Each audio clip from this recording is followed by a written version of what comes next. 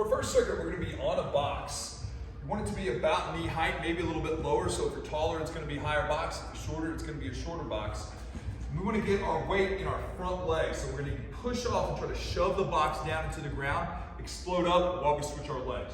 So jump up, we're back to here. Now we're going to push off again. We don't need to be in a very fast hurry, but we're just going to keep alternating the legs. I'm going to do 6 reps just to show you, okay? Shoving the box down into the ground, push off.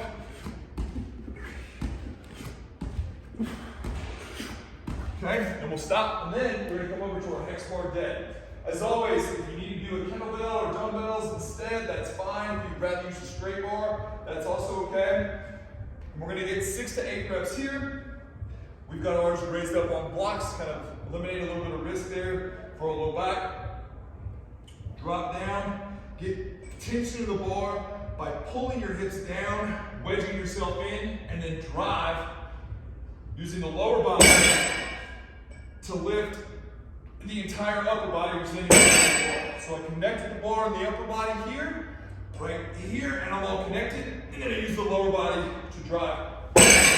Got 6 to 8 reps here. Towards the 3rd and 4th set, I'd like to push the weight, get a little heavier. We're gonna do 4 rounds total, 10 to 12 jumps, 6 to 8 reps.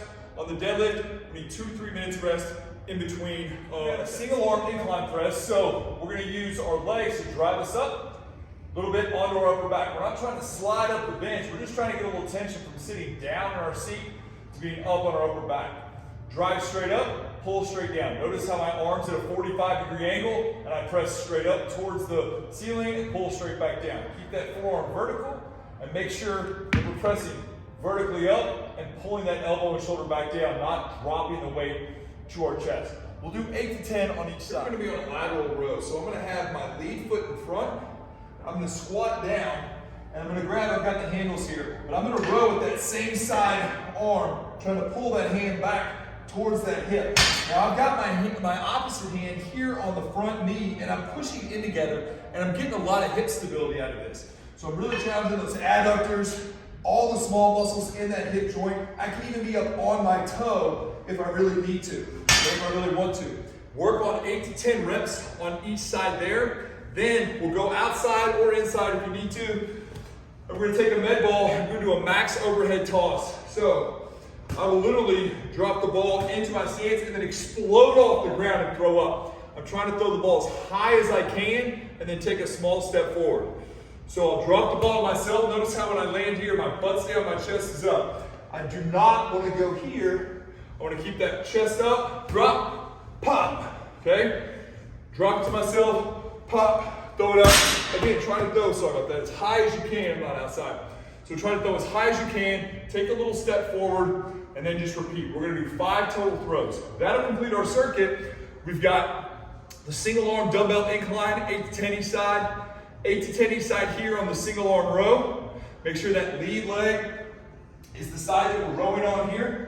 And then we've got 5 ball throws. Again, each of those ball throws is maximum intensity. So make sure you're pushing through that ground, keep that chest up, and launch that thing as hard as you can. You don't have to get through them fast, throw hard. We're gonna do 4 rounds there. Give yourself 2 minutes rest.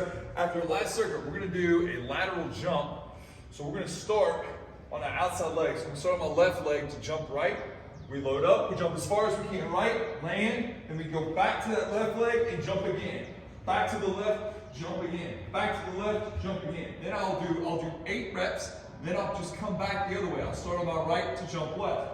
Right, land, replace, land, replace, land, replace, land, replace. Notice how when I load, I turn towards that side, jump and open up, okay? So that's gonna hit kind of the outside, or jump muscles to the lateral side.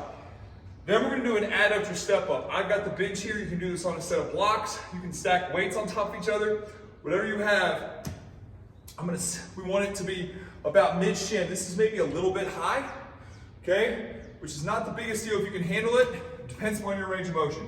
We're gonna squat, load up into the high side. So I don't wanna push off this ground leg. I wanna drive from here. I'm gonna stand and rotate. I wanna keep most of my weight in this leg. Stand and rotate.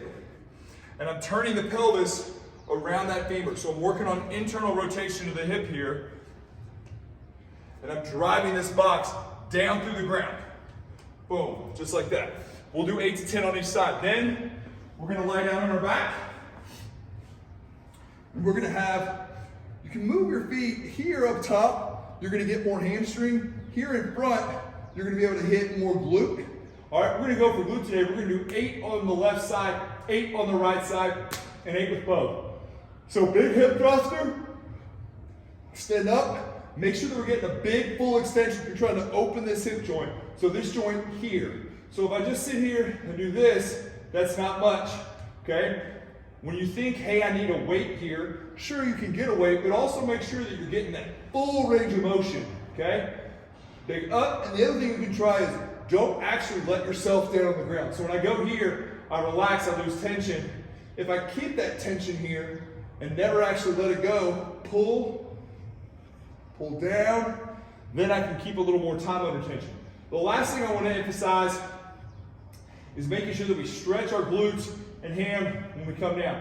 So when we come up, we contract everything, and then we stretch coming down. Contract, stretch. Contract, stretch.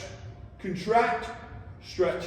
Now look, if you also want to use the typical hip thruster where we roll the barbell over your hips and you have access to that or you're comfortable doing that motion, okay, by all means, have at it. Okay, I'd love to go heavy on this. But if it's something you don't have access to, it can be very cumbersome getting that weight up on top of your hips. That's a definite alternative, okay? So either one is fine, okay? I'd love to go heavy. I'm trying to make this hip thruster as intense as possible. But we are gonna do all three, the lateral jumps, the adductor step up, and then the hip thruster, okay?